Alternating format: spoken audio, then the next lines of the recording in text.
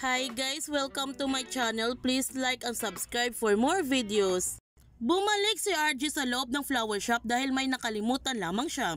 Sinabihan ni Lynette si RG na alam naman niya na matutuwa si Annalyn sa kanyang gagawin, pero hindi ito makakatulong sa kanya dahil kapag nalaman ito na kanyang mag-ina, sigurado siya nito na aawayan lamang si Annalyn nila Moira at Zoe, at nakiusap siya kay RG na kung pwede umalis na siya. Noong aalis na sana si RG, bigla na lamang lumindol ng malakas at agad niyang hinila si Lynette sa ilalim ng lamesa upang magtago sila doon.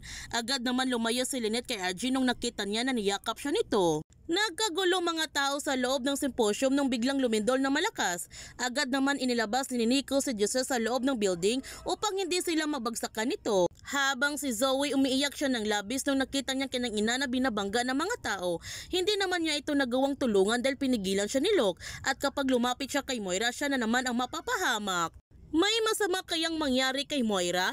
Yan ang ating abangan sa abot kamay na pangarap. Kung bago ka pa channel ko, don't forget to like, subscribe, and click notification bell para palagi kang updated sa mga videos upload ko. Thank you for watching and God bless to everyone.